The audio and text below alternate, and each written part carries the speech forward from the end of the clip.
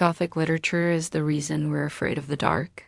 Well, not literally, but it does play a big part in why everything that goes bump in the night is made to look so terrifying. And it's not just in horror movies.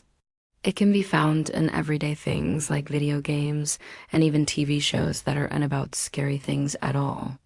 So how did something created hundreds of years ago still scare us today?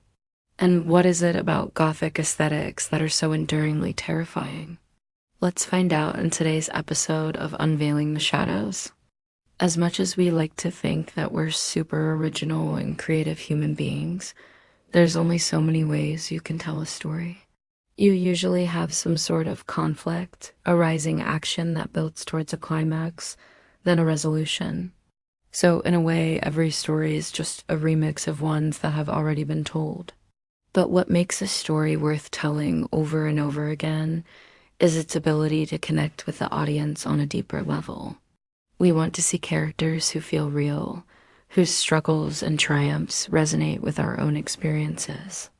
But sometimes we also want to escape from reality and be scared out of our wits, and that's where the remix comes into play.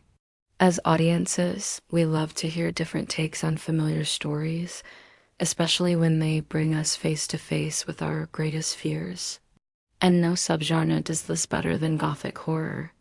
In the late 1700s, European writers began experimenting with a new type of story, one that combined elements of the supernatural with realistic settings and characters.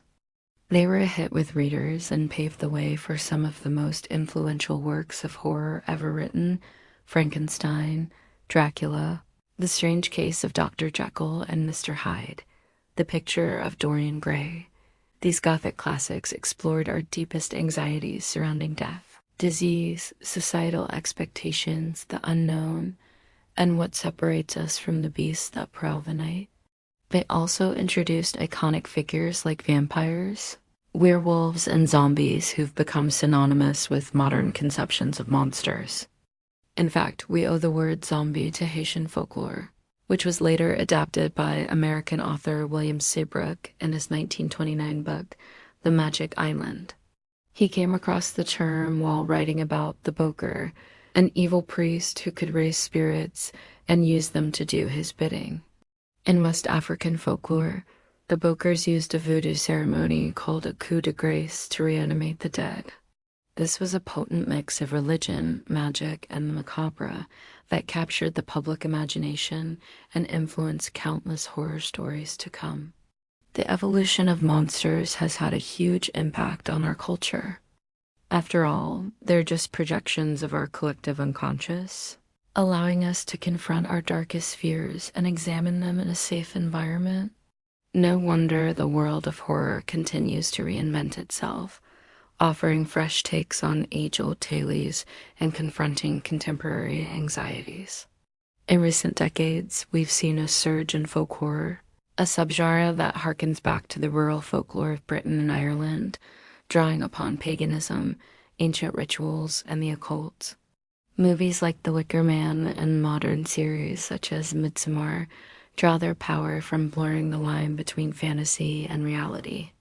They immerse us in unsettling atmospheres where ancient traditions collide with modern sensibilities, forcing us to confront our deepest fears and prejudices head-on.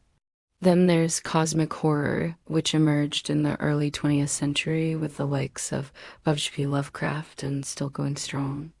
This subgenre plunges us into the vast indifference of the cosmos, where humanity is but a speck in the grand scheme of things. Cosmic horror taps into our primal fears of the unknown, reminding us of our insignificance in the face of the universe's inscrutable vastness.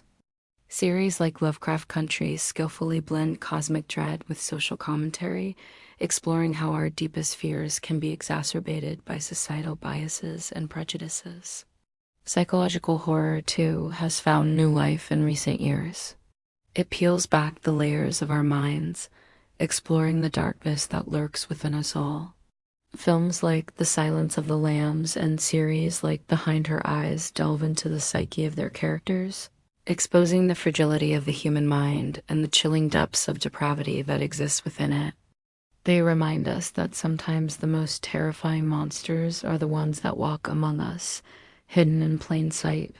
What makes these subgenres so powerful is their ability to speak to our deepest anxieties and challenge our perspectives.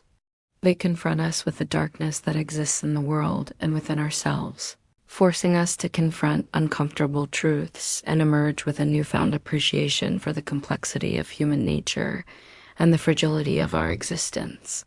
So, if you're looking for a good scare, don't shy away from these or other subgenres of horror. Embrace them.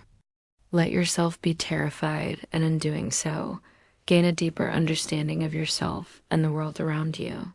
Just remember, when the lights go down and the shadows grow long, anything can happen. We've discussed how modern horror uses tropes and themes pioneered by Gothic lit, but the influence doesn't stop there. Some of the most iconic images and settings from the genre are also taken directly from those early works. In fact, you might recognize some of them from your own home. Have you ever noticed how often horror movies are set in old houses? Whether it's a dilapidated mansion or a creepy cabin in the woods, there's just something about these settings that makes them perfect for a good scare. But it's not just a coincidence. It's a direct descendant of Gothic literature. These settings are specifically designed to evoke a sense of foreboding and dread, tapping into our primal fears of the unknown and the uncontrollable. Take, for example, the crumbling mansion with its overgrown gardens and dusty, cobweb-filled halls. There's a sense of decay and abandonment that permeates every room, suggesting a dark history and a haunting past. The creaking floorboards and flickering shadows play tricks on your eyes and ears, making you feel like you're not alone. And then there's the attic, that forbidden space filled with cobwebs and forgotten family secrets. It's the perfect place to hide, or so you think, because lurking in the shadows could be something sinister, watching, waiting to pounce. And then we have the isolated cabin, usually situated deep in the woods, far from the prying eyes of the outside world.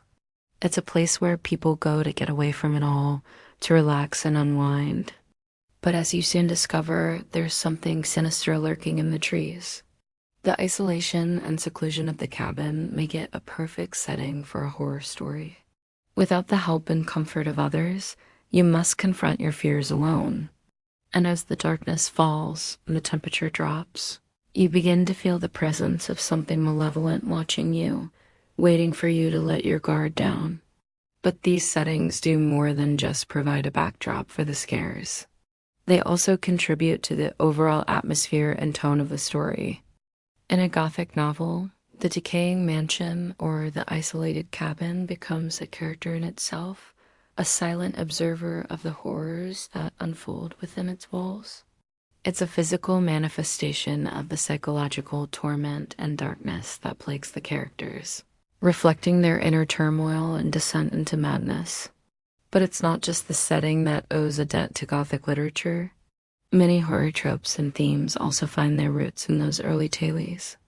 For example, the idea of the doppelganger, a double or alter ego of the protagonist that often represents their darker impulses and leads them down a path of destruction. This trope can be traced back to Mary Shelley's Frankenstein, where the creature is essentially a doppelganger of Victor Frankenstein, representing his hubris and the dangers of unchecked ambition. Then there's the theme of duality, which is prevalent in many Gothic novels. Think of Robert Louis Stevenson's strange case of Dr. Jekyll and Mr. Hyde. Jekyll is a respected member of society, but he has a dark side that he tries to keep hidden. When he transforms into Hyde, he becomes everything that he's not supposed to be, unleashing his repressed desires and violent tendencies onto the world. This duality is a reflection of the human condition, our capacity for both good and evil, and the constant struggle to keep the latter in check. But perhaps the most enduring legacy of Gothic literature is its influence on our perception of the supernatural. In stories like Dracula, ghosts and vampires are given a terrifyingly realistic portrayal.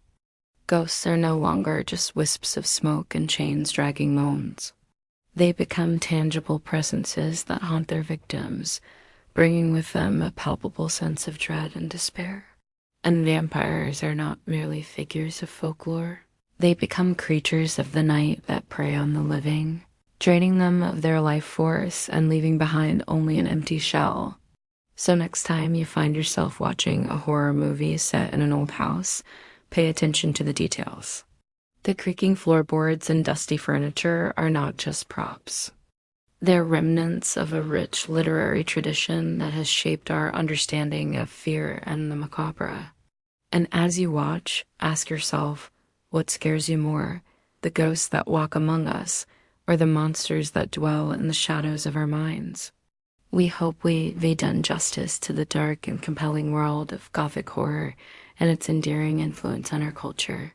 From the haunting imagery of decayed mansions to the chilling themes of duality and the supernatural, Gothic literature has left an indelible mark on the way we tell stories. But it's up to you to continue this legacy. Now we want to hear from you. What are your favorite examples of modern horror that pay homage to Gothic literature? Are there any tropes or themes that you think we missed? Share your thoughts in the comments below and join the conversation. And if you enjoyed today's episode, please don't forget to like and subscribe for more thought-provoking content. Until next time, happy haunting.